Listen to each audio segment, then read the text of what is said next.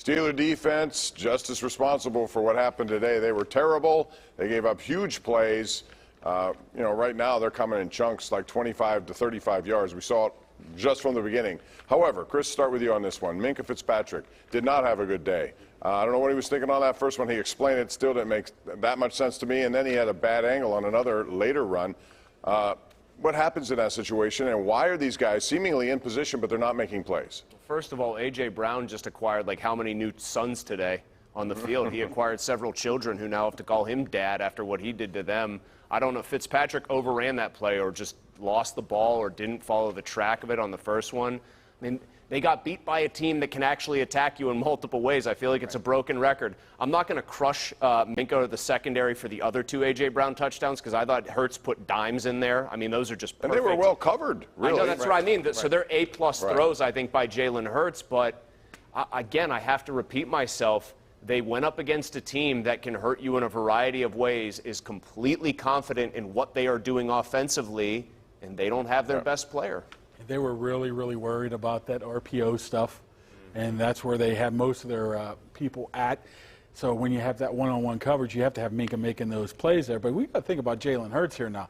We're not talking about Peyton Manning in 2013 or whatever years. He had 6 touchdowns coming into this game. It's not like he was winging the ball all over the place. For him to make those type of throws were important, but he had 6 rushing touchdowns to go with those other 6. You have to make those plays. Those plays are easily made by professional athletes, and they have to be made, and that's the difference. I mean, you knock those 3 down, you have a chance to win the game. Wait, you think that the other 2 Brown touchdowns I think you have a chance to lose by like 24-13 instead of 35-13. I mean, that's what you have a chance to do. Yes. But the problem is the way that it's set up now, the margin for error is so small for these guys. They have to be perfect. I mean, last week everybody's complaining, oh, they dropped 4 picks. They allowed 16 points. That should be enough to win a professional football game, right?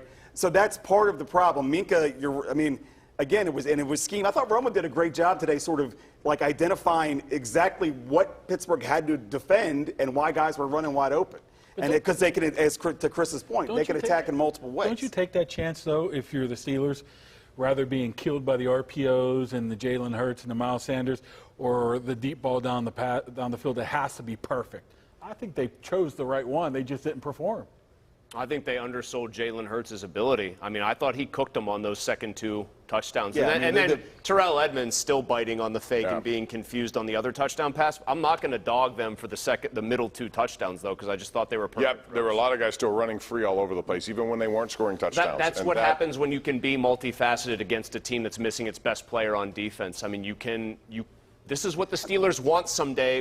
Kenny Pickett's not that kind of a runner, and he never will be, but this is what they want, the ability to hurt you in multiple ways and keep you in multiple kind of guessing situations. We're due for a break. We'll take it. Back with more right after this on KDKA.